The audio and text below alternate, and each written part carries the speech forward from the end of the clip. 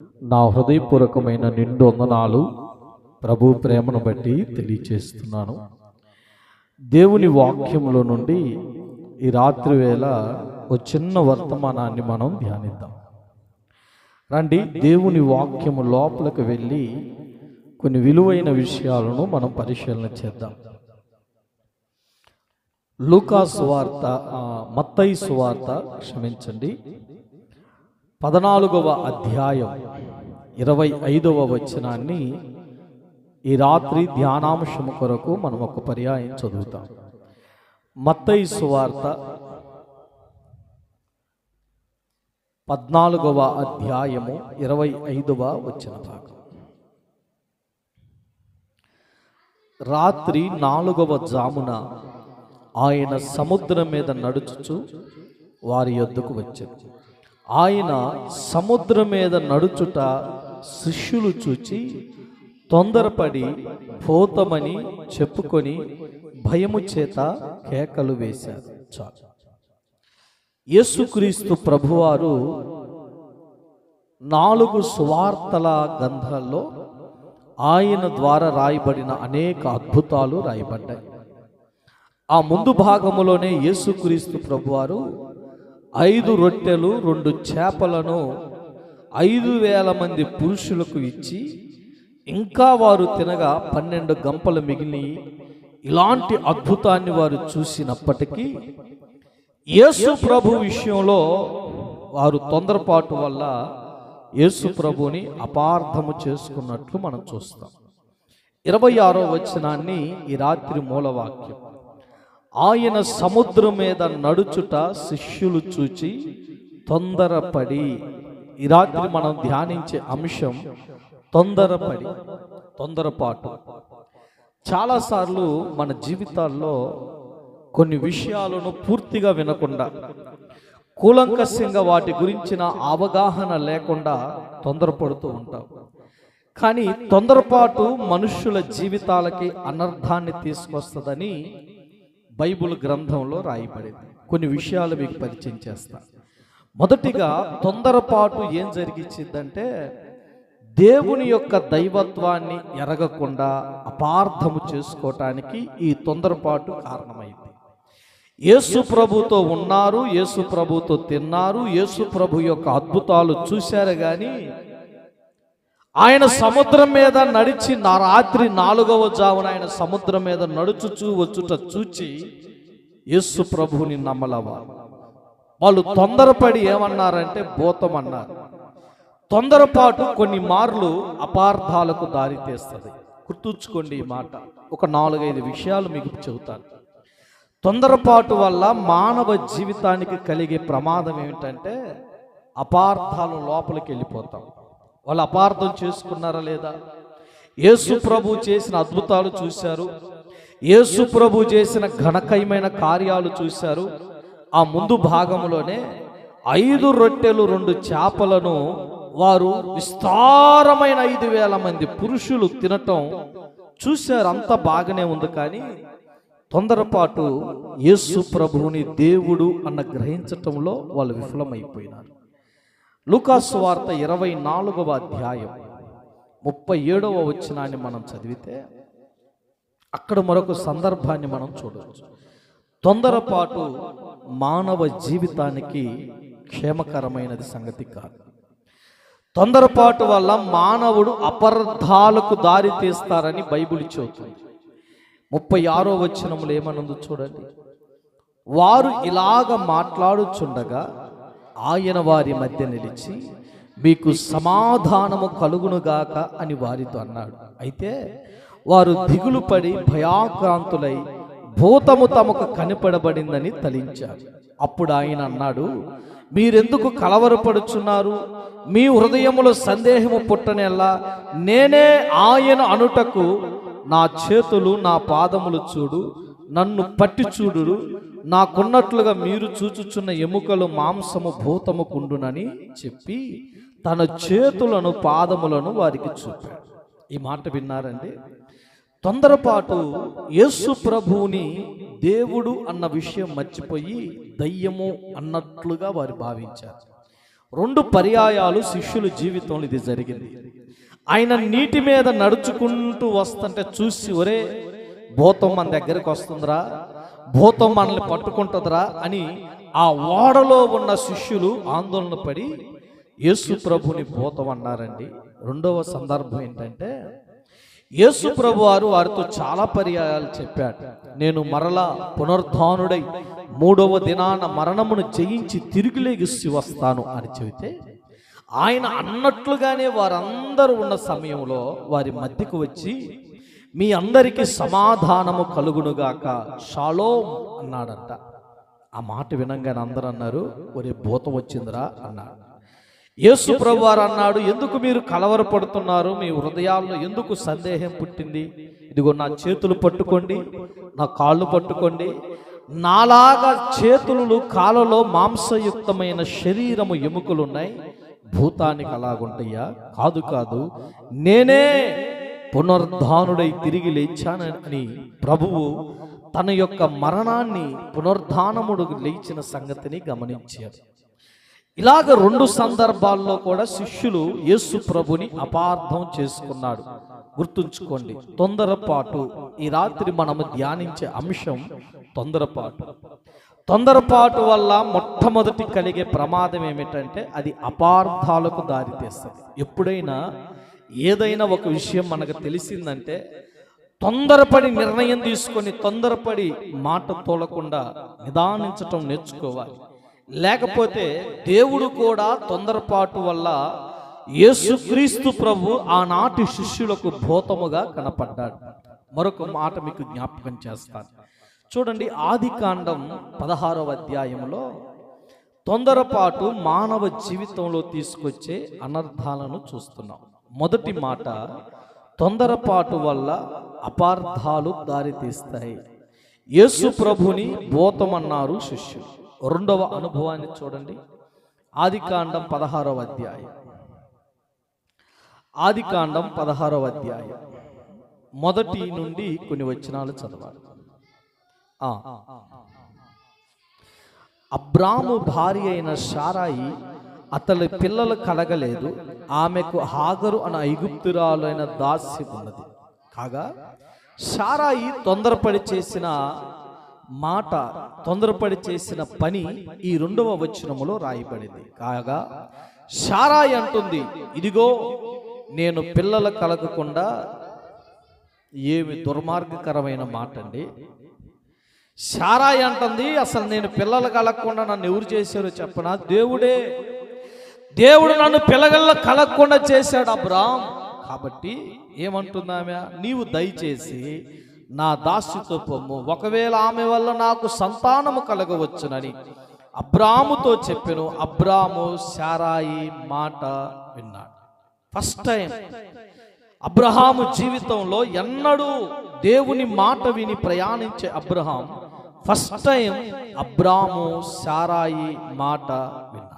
మీరు చెప్పండి, తొందరపాటు నిర్ణయాలు తొందరపడి చేసే నిర్ణయాల వల్ల, మనుష్యులు సొంత ఆలోచన కొరకు తొందరపడి చేసే నిర్ణయాల వల్ల అది మానవులకు నష్టాన్ని తీసుకొస్తుంది. దేవుడు గడిచిన అధ్యాయాల్లో చెప్పాడు, అబ్రహామునకు పిల్లల్ని ఇస్తాను, ఇసుక రేణువులంత విస్తారమైన పిల్లల్ని ఇస్తాను, ఆకాశ నక్షత్రముల వంటి విస్తారమైన పిల్లల్ని నేను ఇస్తాను అని దేవుడు అబ్రహాముతో చెప్పాడు. ఆ మాట శారాయి కూడా ఎందుకదా? మరి ఎందుకు శారాయి 16వ అధ్యాయంకి వచ్చేలేకే దేవుడు నాకు పిల్లలు కలగకుండా చేశాడు అబ్రహాం, కాబట్టి నువ్వు ఒక పని చేయి, నా దాసి అయిన హాగర్ని చేసుకో అని ఒక భయంకరమైన తొందరపాటు నిర్ణయం శారాయి ఇక్కడ చేసింది. వింటున్నారండి? తొందరపాటు నిర్ణయాల వల్ల ప్రమాదాలు వస్తాయి. తొందరపాటు నిర్ణయాలు అపార్థాలకు దారితీస్తాయి. ఇది మొదటి విషయం. తొందరపాటు వల్ల మనుషులకు నష్టం కలిగింది. అయితే 10 సంవత్సరాలు వారు ఆ ప్రాంతంలో కాపురం ఉన్న తరువాత శారాయి తన దాసైన హాగరును ఐగుప్తురాలను తీసుకొని తన పెనిమిటైన అబ్రహామునకు ఉండునట్లు అతనికి ఇచ్చింది. అంటే అబ్రహాం గారికి దగ్గరుండి వివాహం చేసిన ఆమె ఎవరంటే శారాయి. ఎంత గొప్ప విడ్డూరమైన విషయం అండి. భర్తకు పక్కనే ఉండి మరొక స్త్రీతో వివాహం చేస్తుంది ఈ శారాయి. ఎంత తొందరపడుతుంది శారమ్మ, ఎంత తొందరపడ్డావు తల్లి నీవు. శారా చేసిన తప్పిదం వల్ల చరిత్రలో కోలుకోలేనంత శత్రుత్వం ఈ రెండు వర్గాల మధ్య జరిగినాయి. ఆలోచించారా? హాగరు యొక్క సంతానం ఇష్మాయేలుగా మార్చబడ్డారు, శారా యొక్క సంతానం ఇజ్రాయేలుగా మార్చబడ్డారు. నేటికి భూమి మీద ఈ రెండు దేశములో ఉన్న ప్రజలు కొట్లాడుతూనే ఉన్నారు. చూసారా? తొందరపాటు నిర్ణయం నష్టానికి దారి తీస్తుంది. స్తోత్రం చెప్పండి. ఎన్ని సంగతులు చెప్పానండి. ఒకటి, తొందరపాటు వల్ల ఏం కలిగిద్దంటే అపార్థాలు కలుగుతాయి. ఇతరులను తొందరగా అపార్థం చేసుకునే వ్యక్తిత్వం ఎప్పుడైనా మనలో ఉండకూడదండి. గుర్తుపెట్టుకోండి. ఆ మధ్య ఓ పాస్టర్ గారికంట 500 రూపాయలకి చిల్లర దొరకల. ఆ పక్కనే ఉన్న కిరాణా షాపులన్నిటి దగ్గరికి వెళితే వాళ్ళు అన్నారు, పొద్దున్నే ఎక్కడ దొరుకుతాయండి, చేంజ్ లేదు సార్, చిల్లర దొరకట్లేదంటే ఆ పాస్టర్ గారు ఏం చేశారంటే అలాగ 4 అడుగులేసి వైన్స్లోకి పోయాడు. దేనికోసం? ముందు తాగటానికి కాదు, చిల్లర కోసం. అదే మందిరంలో అదే ఊర్లో గిట్టను ఒక ఆమె ఏం చేసిందంటే చూసింది, మొత్తానికి చూసి వచ్చి ఇంటికి వచ్చి చెబుతుంది, ఇంకేముందయ్యా, పాస్టర్ గారు వైన్స్లోకి వెళ్ళి తాగి రావటం నా కల్లారా చూసానంది. ఆమె నోట్లో పడితే ఆమె అటు తిప్పి ఏమంది, పాస్టర్ గారు తాగి దొల్లుకుంట ఇంటి దాకా వచ్చాడు, ఆడబడితే వేరే వాళ్ళు బండి మీద ఎక్కించుకొని తెచ్చారంట అని అంది. ఇప్పుడు మీరు చెప్పండి, చూసేవన్నీ నిజాలు కావండి, కంటికి కనబడేవన్నీ నిజాలు కావు. తొందరపాటు నిర్ణయాలు అపార్థాలకు దారితీస్తాయి. ఇది మొదటి మాట. తొందరపాటు వల్ల మనుష్యులకు నష్టం కలిగిద్ది. జాగ్రత్తగా చూడండి. ఎంత తొందరపడిందండి శారమ్మ. దేవుడు ఇస్తాడన్నాడు కదా, ఆగొచ్చు కదా. దేవుడు చేస్తానన్నాడు కదా, ఆయన ఖచ్చితంగా చేస్తాడు కదా. మాట ఇచ్చి తప్పటానికి ఆయన మనుష్యుడు కాదు. మాటను ఇచ్చాడా, ఆకాశము భూమి తలకిందులైపోయినా సరే ఆ మాటను స్థాపించకుండా ఆయన ఎన్నడూ ఉండడు. అయితే ఈ వచనాల్లో మనకు నేర్చుకునే పాఠం ఏంటంటే, శారా చేసిన తొందరపాటు నిర్ణయం అబ్రహాము జీవితంలో దుఃఖాన్ని తెచ్చింది, అబ్రహాము కుటుంబంలో నష్టాన్ని తెచ్చింది. అబ్రహాము యొక్క జీవితంలో ఇదొక చెరగని ఘట్టం, చీకటి దినాలు, అబ్రహాము భక్తిహీనతకు నిదర్శనమైన కాలం. ఇదిగో తన భార్య అయిన శారా చేసిన తొందరపాటు. ఇది రెండవ విషయం. మూడవ సంగతిని మీకు జ్ఞాపకం చేస్తాను, చూడండి. ఆదికాండం 37వ అధ్యాయములో 9వ వచనంలో ఇక్కడ ఒక అనుభవం మనం నేర్చుకోవాలి. తొందరపాటు నిర్ణయాలు మనుష్యులకు తెచ్చే ప్రమాదాలను ధ్యానిస్తున్నాం. మొదటి మాట, తొందరపాటు నిర్ణయం అపార్థాలకు దారితీస్తుంది. తొందరపాటు నిర్ణయం మనుష్యులను శ్రమల్లోనికి తీసుకెళ్తుంది. తొందరపాటు వల్ల మనుష్యులకు కలిగే ప్రమాదాన్ని చూడండి. 37వ అధ్యాయము ఆదికాండం 9వ వచనం ఏమన్నాడండి? అతడు ఇంకొక కలకని తన సహోదరులకు తెలియచేసి, ఇదిగో నేను మరొక కలగంటిని, అందులో సూర్య చంద్రులు 11 నక్షత్రములు నాకు సాష్టాంగపడినని చెప్పాను. అతడు తన తండ్రితో తన సహోదరులతో అది తెలియచెప్పినప్పుడు అతని తండ్రి అది చూచి, నీవు కనిన ఈ కల ఏమిటి? నేనును నీ తల్లియు నీ సహోదరు నిశ్చయముగా నీకు సాష్టాంగపడదుమని అతనిని గద్దించాడు. అతని సహోదరులు అతని యందు అసూయ పడ్డారు. అయితే అతని తండ్రి ఆ మాటను జ్ఞాపకం ఉంచుకున్నాడు. ఒక మాట వింటారండి, తొందరపాటు నిర్ణయం అనేది అసూయకు, కలహాలకు దారితీస్తుంది. ఎలాగంటే, ఇప్పుడు యోషోబుకు 17 సంవత్సరాల వయసు. యోషోబుకు దేవుడిచ్చిన కృప ఏంటంటే కలలు, దర్శన వరం ఉంది. స్వప్నము ద్వారా జరగబోయే వాటిని, భవిష్యత్తులో జరగబోయే వాటిని చూడగలిగే కృప ఆ వ్యక్తికి ఉంది. ఆయన అన్నాడు, నానా సూర్యచంద్రుడు 11 నక్షత్రాలు నాకు సాష్టాంగ పడతని అని రాత్రి నేను కలగన్నాను అన్నాడు యేసు. యాకోబు అన్నాడు, అరే సూర్యచంద్ర నక్షత్రాలంటే తల్లిదండ్రులకు సూచనరా? అంటే నేను మీ అమ్మ నీకు దండం పెడతామా? ఆ నక్షత్రాలు మిగిలిన 11 నక్షత్రాలంటే నీ 11 మంది అన్నలకు సూచన అయ్యా. ఈ 11 మంది అన్నలు నీ కాళ్ళ కిందకు వస్తారా? నువ్వు కాళ్ళకు దండం పెడతారా అని అడిగారట. దైవ చిత్తం వారికి అర్థం కావట్లేదండి. దేవుని యొక్క ఆలోచన వారికి అర్థం కాకపోను యోసేపు మీద అన్నలకు ఏం కలిగిందంటే అసూయ కలిగింది. యోసేపు మీద అన్నలకు కలిగినది ఏమిటంటే కలహం.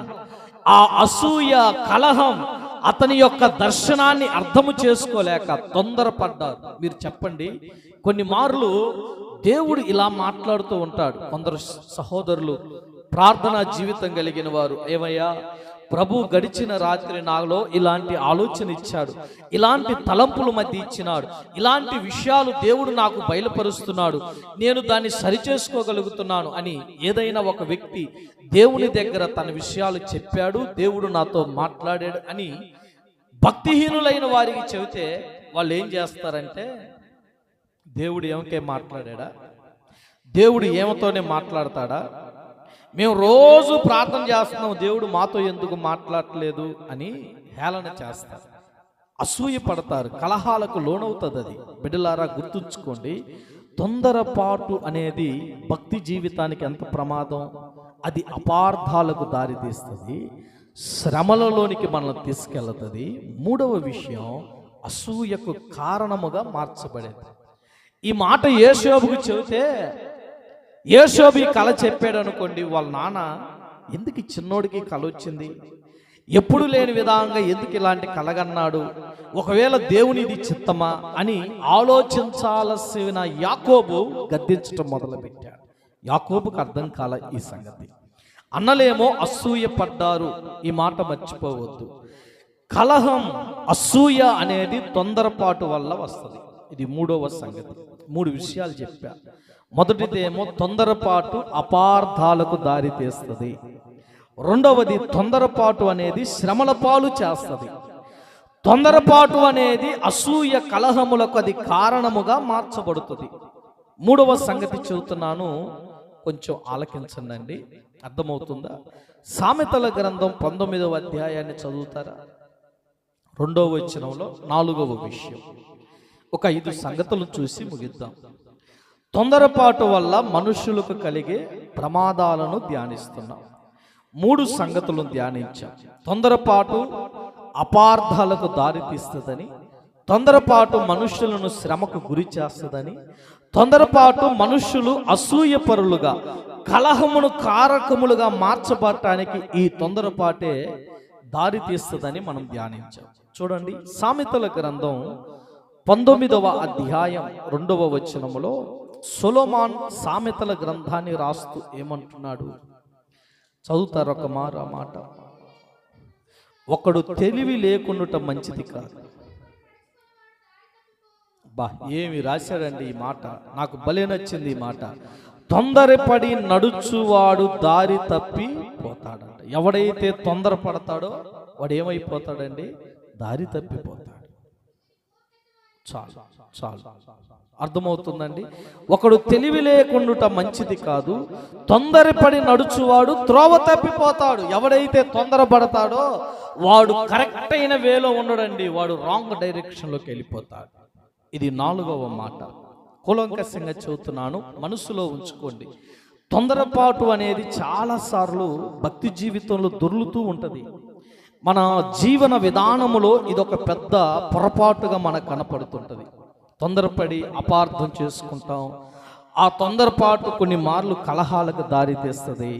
తొందరపడి మనం అసూయకు లోనవుతాం. అది వాస్తవమో అవాస్తవమో అని గమనించకుండా ఒకడు తొందరపడిట మంచిది కాదండి, వాడు తొందరపడి నడుచువాడు త్రోవ తప్పిపోతాడని భక్తుడైన సొలొమోను చెప్పాడు.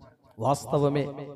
తొందరపడి నడిచి భక్తిలో పడిపోయిన వారు ఉన్నారు, తొందరపాటు వల్ల శ్రమల పాలైన వారు ఉన్నారు, తొందరపాటు వల్ల భక్తిలో కూరుకొని పోయిన వారు కూడా ఉన్నారు. 5వ సంగతిని చెప్పి ముగిస్తా రండి. లూకా సువార్త 1వ అధ్యాయము 12వ వాక్యంలో అక్కడ ఒక యాజకుడు కనపడుతున్నాడు. ఆ యాజకుడు తొందరపడి శాపాన్ని తెచ్చుకున్నట్లు వాక్యంలో చూస్తాం. 12వ వచనాన్ని చదువుతారా? 12వ వచనం, జకర్యా అతనిని చూచి తొందరపడి భయపడివాడేను.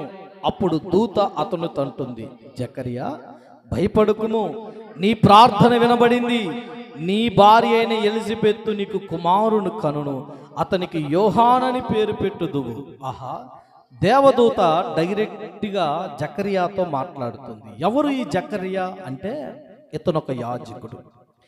దేవుని ఆలయములో యాజక మర్యాద చొప్పున దేవుని ఆలయములో ధూపం వేయటం ఆయన యొక్క పని. ఆ ధూపం వేస్తున్న సమయంలో ధూప వేదిక యొక్క కుడి పక్కన ప్రభుదూత నిలబడి జకర్యా జకర్యా అని పిలుస్తుంది.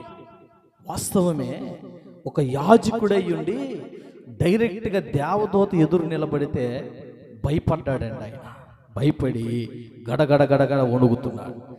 తొందరపడ్డాడు. అమ్మో, ఏంది ఇది, ఏం జరుగుతుంది అని తొందరపడ్డాడంట. జకర్యా అది చూసి తొందరపడి భయపడి వాడిన ఆయన. మీరు ఆలోచించారా? దేవుని దూత ఆ జకర్యాకు ప్రత్యక్షమైన కాలములో జకర్యా భయపడిపోయాడంట. ఆ దేవదూత అంది, నువ్వు భయపడొద్దయ్యా జకర్యా, నీ ప్రార్థన వినపడింది. నీ భార్య అయిన ఎలిజబెత్తు నీకు కుమారుని కనును, అతనికి యోహాను అని పేరు పెడతావు అని చెప్పాడు. ఈ జకర్యా అంటాడు, అది ఎట్ట జరిగింది? నేనేమో ముసలోణ్ణి, నా భార్య బహుకాలము గడిచినది, ఇది ఎలా జరిగింది అంది దేవదూత. ఒరే, నీకే విశ్వాసం లేదు, నీకే నమ్మకం లేదు, మరలా నీ భార్య అయిన ఎలిజబెత్తుకు కొడుకు పుట్టిన దాకా నువ్వు మోగోడవైపోతావురని దేవదూత చెప్పించింది. మీరు చెప్పండి, జకర్యాకు మోగతనం అనే శాపం రావటానికి కారణం తొందరపాటు. గుర్తుంచుకోవాలి, ఏ పనైనా నిదానించటం నేర్చుకోవాలండి. ఒకసారంట సహోదరుడు సాధు సుందర్ సింగ్ గారి దగ్గరికి వెలుగుదూత వచ్చింది. గుర్తుపెట్టుకోవాలి, సంఘాలలో ఇది బాగా పనిచేస్తుందండి. వెలుగుదూత అంటే ఎలాగుంటుందంటే, ఒక అనుభవం చెబుతాను, గుర్తుంచుకోండి. మందిరానికి వస్తారు, పాటలు పాడతారు, వాక్యాన్ని బోధిస్తారు, ప్రవచనాలు చెబుతారు, స్వస్థతలు చేస్తారు. కానీ ఇది దేవుని యొక్క ఆత్మ సంబంధులు కాదు. ఎలాగో చెబుతాను చూడండి. ఒక వ్యక్తి దేవుని బిడ్డ అని చెప్పటానికి ఆధారం ఏంటంటే వారి ప్రవర్తన జీవితం. యేసు ప్రభువారు అన్నాడు, ద్రాక్ష చెట్టుకు పల్లేరు కాయలు కాస్తాయా అన్నాడు, అంజూరపు చెట్టుకు ద్రాక్ష పళ్ళు కాస్తాయా? ఏది విత్తనమైతే దాని ఫలం ఉంటుందండి. మీకు అర్థమవటానికి చెబుతే ఎప్పుడైనా ఆలకించండి. మామిడి చెట్టుకి వేపకాయలు కాయటం మీరు చూసారా? వేప చెట్టుకు మామిడికాయలు కాస్తాయా? ఎందుకు గాయో? వేప చెట్టుకు వేపకాయలే కాస్తాయి, మామిడి చెట్టుకు మామిడి కాయలే కాస్తాయి. విత్తనం ఏదైతే ఫలం అదే. నీ ఫలమును చూసి ప్రజలు నీ నిర్ధారణ చేస్తారు. వెలుగుదూత అనేది చాలా ప్రమాదకరమైన శక్తి అండి. అది సంఘములో బలంగా పనిచేస్తూ ఉంటుంది, మనుష్యులను భక్తిలోనికి తీసుకెళ్తుంది. నువ్వు ప్రార్థనకి వెళ్తున్నావు చాలే, మందిరానికి వెళ్తున్నావు చాలే, నీకంటే బాగా ఉండేవాళ్ళు ఉన్నారా, నీకంటే పరిచర్య చేసేవాళ్ళు ఉన్నారా అని మనిషిని అహంకారమైన స్థితికి తీసుకొని వస్తూ ఉంటుంది. కానీ వారి క్రియలు, వారి చర్యలు చూస్తే లోకస్తుల కన్నా దారుణంగా ఉంటాయి. స్తోత్రం చెబుతారండి. పౌలు గారు అన్నాడు తీతుకు పత్రిక రాస్తూ, అబ్బాయి తీతు, వారు దేవుణ్ణి ఎరుగుదుమని చెప్పుకొందురు గాని అసహ్యులను, బింకములాడువారును, అవిధేయులను, తల్లిదండ్రులకు అవిధేయులై ఉంటారు, అట్టివారి నుండి విముఖుడు అయిపోయో అని చెప్పి పౌలు గారు చెప్పారు. దేవుని ఎరుగుదుమని వారు చెప్పుకుంటారు కానీ వారి క్రియలను, వారి చేసే పనులు చూస్తే దేవుని ఎరగనట్లుగా ఉన్నారట. తీతు పత్రిక 1వ అధ్యాయం 16వ వచనం చివరి సంగతులు చూద్దామండి. తీతుకు పత్రిక రాస్తూ పౌలు భక్తుడు ఏమన్నాడు? దేవుని ఎరుగుదుమని వారు చెప్పుకొందురు గాని అసహ్యులు, అవిధేయులు, ప్రతి సత్కార విషయంలో భ్రష్టులయ్యుండి తమ క్రియల వలన ఆయన్ని ఎరగనట్లుగా ఉన్నారు. ఏమి చెప్పాడండి పౌలు? దేవుని ఎరుగుదుమని చెప్పుకుంటారంటే మాకు కూడా తెలుసు అండి యేసు ప్రభు, మాకు కూడా దేవుడు తెలుసు సార్, మేము కూడా భక్తులమే సార్ అంటారంట. అయితే వారి క్రియల వలన ఆయన ఎరగనట్లుగా ఉన్నారు. క్రియలు చూస్తే యేసు ప్రభులే, మాటే క్రియ లేదండి. మాటల్లో పరిశుద్ధత ఉందలే కానీ క్రియల్లో పరిశుద్ధత లేదు. వెలుగుదూత మనుషుల్ని ఇలాగ భ్రమలోనికి తీసుకెళ్ళిపోతుంది. బిడ్డలారా జ్ఞాపకం చేస్తాను, తొందరపాటు శాపమునకు దారి తీస్తుంది. ఇది 5వ సంగతి. తొందరపాటు నిర్ణయాలు శాపానికి దారి తీస్తాయి. ఎలిజబెత్ గర్భవతి అయి కుమారుని కన్నదాకా జకర్యాకు నోటు రాలా, మోగోడైపోతున్నాడు, సైగలు చేస్తున్నాడు, బెబ్బె బెబ్బెబ్బె అంటున్నాడు. అందరూ అన్నారు ఏమైంది వీడికి? మందిరంలోకి వెళ్ళేటప్పుడు బాగానే ఉన్నాడు, ఆలయంలో ధూపం వేయటానికి వెళ్ళినప్పుడు బాగానే ఉన్నాడు, వచ్చే సమయానికి ఎందుకు ఇలాగ అయిపోయాడు అంటే అతని తొందరపాటు, అతని అవిధేయత, అవిశ్వాసం అతన్ని శాపగ్రస్తునిగా మార్చేసింది. తల్లులారా, ఈ రాత్రి మీరు ఆలకించండి దైవ జనాంగమా. తొందరపాటు మనుషులకు ఎంత ఇబ్బందిని కలుగు చేస్తుంది. తొందరపాటు వల్ల అనేక మంది భక్తులు దారి తప్పిపోయారు. తొందరపాటు వల్ల శాపాన్ని తెచ్చుకున్నాడు జకరియా. తొందరపాటు నిర్ణయం వల్ల కుటుంబంలో శోధనలకు కారణమైంది శారాయి యొక్క తొందరపాటు నిర్ణయం. యోసేపు అన్నల యొక్క తొందరపాటు ఆలోచన యోసేపును చంపటానికి, యోసేపును అమ్ముకోవటానికి, యోసేపు మీద అసూయ కలహమునకు అది కారణమైంది.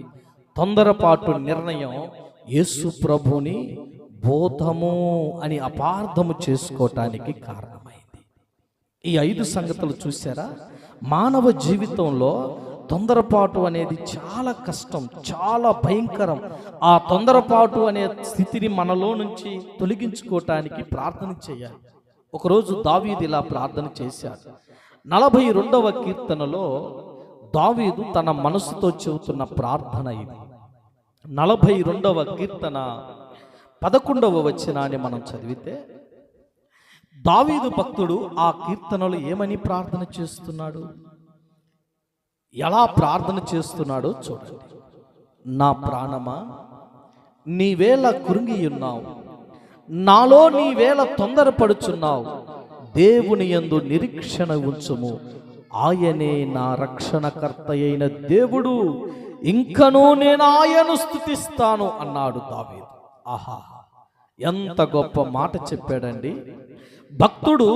కొరహు కుమారులు రాసిన దైవ ధ్యానం ఈ ద్వితీయ స్కంధములో 1వ కీర్తన వాళ్ళు అంటున్నారు, నా ప్రాణమా నీవెందుకు కురిగిపోతున్నావు, నాలో నీవేళ తొందరపడుచున్నావు. లోపలని ఉన్న ఆ ప్రాణము, శరీరము, మనస్సు అనేది తొందర పెడుతూ ఉందట. ఏం జరుగుతుందా, ఏం చేయాలా, ఈ సమస్యలు ఉన్నాయి, కష్టాలు వస్తున్నాయి, ఇబ్బందులు కలుగుతున్నాయి, బాధలు కలుగుతున్నాయి. దేవుడు అనేవాడు ఉన్నాడా లేడా? ఉంటే ఏం చేస్తున్నాడు? నా కష్టాలను చూడటం లేదా? నా కన్నీటిని చూడటం లేదా? నా వేదనలను మరిచిపోయాడా? నేను పొందుతున్న అవమానమును ఆయన గుర్తించటం లేదా అని లోపలున్న ఆత్మ ప్రశ్నిస్తుంది, తొందరపడుతుంది. భక్తుడు అన్నాడు, నాలో నువ్వెందుకు తొందరపడుతున్నావు? ఎందుకు నువ్వు తొందరపడుతున్నావు ప్రాణమా? ఎందుకు నువ్వు తొందరపడుతున్నావు ప్రాణమా? దేవుని యందు నిరీక్షణ ఉంచుము, ఆయనే నా రక్షణకర్త. దేవునికి స్తోత్రం చెబుతారండి. తొందరపడుట జీవితాలకు చాలా కష్టకాలం. అది విశ్వాసి జీవితాన్ని భ్రష్టపరుస్తుంది. అందుకని ఎప్పుడు మనం ఏం చేయాలంటే, ఏ విషయంలో మేలు ఒకవేళ ఆలస్యమైన అది జరగక మానదు. ఈరోజు జరగకపోవచ్చు, కానీ జరగటానికి ఒక టైం ఉంది. దాని కొరకు నిరీక్షణ కలిగి బ్రతకాల, నిదానించి ఆలోచించాలా, ప్రతి విషయంలో దైవ చిత్తమేందో పరీక్షించకాల. ఈ మాట మర్చిపోవద్దండి. సాధు సుందర్ సింగ్ గారి దగ్గరికి ఒకరోజు దురాత్మ వచ్చింది, వెలుగుదూత వచ్చి, సుందర్ సింగ్ నువ్వు రోజు ప్రార్థన చేస్తున్నావు, నీ ప్రార్థన విన్నాను నా కుమారుడా అని అన్నది.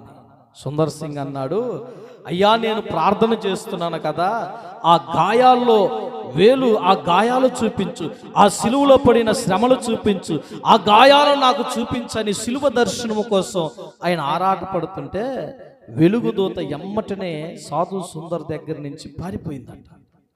ఎందుకో చెప్పనా, సాతానుగడు అన్ని చేయాలని ఆశపడతాడు కానీ భక్తులను మోసం చేయటానికి వాడు భ్రమపరుస్తాడు. కానీ సిలువను మనము సమీపించినప్పుడు, యేసుక్రీస్తు యొక్క త్యాగమును మనము గుర్తు చేసినప్పుడు, యేసుక్రీస్తు శక్తిలో రక్తములో ఉన్న ఆ సామర్థ్యాన్ని బలమును మనం ఆశ్రయించినప్పుడు వాడు మన యొద్ద నుండి పారిపోవటానికి అవకాశం ఉంటుంది. బిడ్డలారా మర్చిపోవద్దు, తొందరపాటు లేకుండా నిరీక్షణ కలిగి మనము బ్రతుకుతుము గాక. ఆమేన్ చెప్పరేంటి? ప్రార్థన చేద్దామండి.